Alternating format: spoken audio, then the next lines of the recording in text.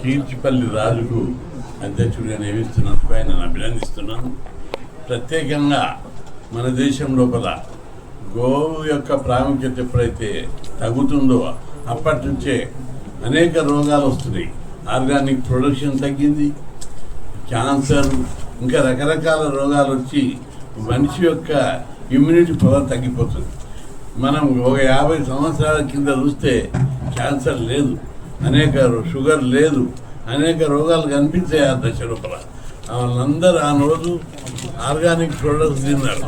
పెండతోటి pesticides, fertilisers ఎప్పుడైతే వచ్చినాయో అన్ని రోగాలు వచ్చినాయి, కొత్త కొత్త రోగాలు వచ్చినాయి.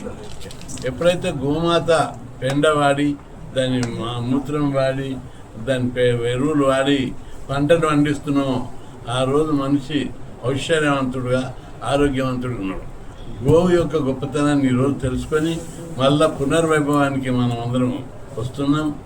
గో మూత్రం ప్రతిదీ ఒక గోవు వల్ల ఎంత పశువుల ఎరువు వస్తుంది, మూత్రం వల్ల మందులు వస్తున్నాయి, ఆవు పాలతోటి ఆరోగ్యవంతులు అవుతున్నారు, నెయ్యి అయితే సకల రోగ నివారణ, మనిషిని సంపూర్ణంగా మేధాశక్తి జ్ఞానశక్తి పెంచుతుంది.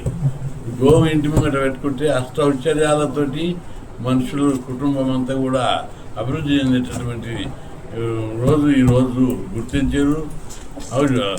గోవు వల్ల వచ్చే ప్రొడక్షన్లపై అనేక రీసెర్చ్లు, మూత్రం ఉన్న గోవుతోటి దాని పాలు, దానివల్ల ప్రత్యక్షంగా పరోక్షంగా ఎన్ని లాభాలు ఉన్నాయని చెప్పి రీసెర్చ్ చేస్తే ప్రపంచ శాస్త్రవేత్తలు ఆశ్చర్యపోతున్నారు.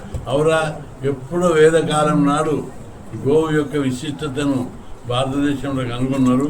ఈరోజు రీసెర్చ్ చేస్తే దాని లోపల గొప్ప శక్తి ఉంది, దాని చుట్టూ ఓ శక్తి పరిభ్రమిస్తుంది.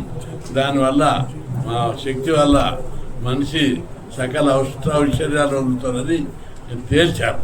దాంతో ప్రతి ఇంట గోవు పెంచాలనే ఆసక్తి ఈరోజు ప్రజల్లో వచ్చింది. ప్రతి ఒక్కరు, నేను చిన్న ఉన్నప్పుడు మా నాయన మా వద్ద 150 దేశవాళీ ఆవులు ఉండే, సకల పంటలతోటి విరజిల్లింది, వైభవంగా ఉంది. ఆయననే పటేల్, ఆయననే దొర, ఆయన దగ్గర లక్ష్మి తాండవించింది, అష్టైశ్వర్యాలతో పొంగి పొడిలింది. ఎప్పుడైతే గోవులు పోయినాయో ఆ రోజు దెబ్బతినడం ప్రారంభమైంది. ఇక్కడ కూడా ఈరోజు దాని ప్రాముఖ్యత గుర్తించి గ్రామాలలో వ్యవసాయదారులే కాకుండా వ్యవసాయం లేని వారు కూడా గోవును పోషిస్తున్నారు. అష్టైశ్వర్యాలు ఉండడానికి గోమాత యొక్క ఆశీర్వాదం పొందడానికి చూస్తున్నారు. కాబట్టి ప్రతి ఒక్కరు కూడా, నేను పార్లమెంట్లో గోవధ నిషేధం గురించి ఒక చట్టం తీసుకురావాలని కేంద్ర ప్రభుత్వం మీద ఒత్తిడి తీసుకొస్తా.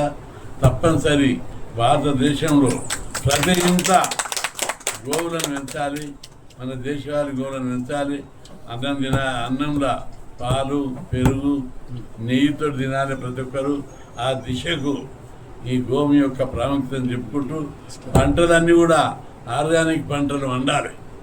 ఆ దశకు మళ్ళా ఆఫ్రికా ఖండం లోపల కొన్ని దేశాల లోపల పెస్టిసైడ్స్ వేయరు, ఫర్టిలైజర్స్ వేయరు. ఇంతెందుకు నేపాల్, టిబెట్ ఆ ప్రాంతంలో కొన్ని గ్రామాలలో కూరగాయలు పండిస్తారట. పెస్టిసైడ్స్, ఫర్టిలైజర్స్ కూడా కూరగాయలు పండిస్తారు, చాలా రుచికరంగా ఉంటాయని.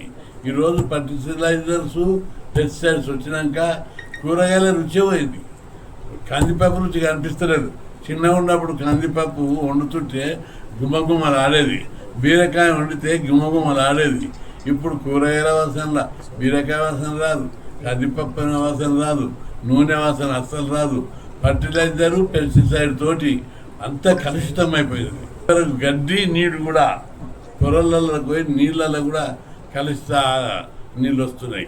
కాబట్టి మనం అందరం పర్యావరణం కోసం గోవును కాపాడుతూ గోవధ నిషేధాన్ని చట్టం తీసుకొస్తూ ప్రతి ఒక్కరు గోవులను పెంచుకుంటే అన్ని రకాలుగా పర్యావరణ కలుషితం తగ్గిపోతుంది.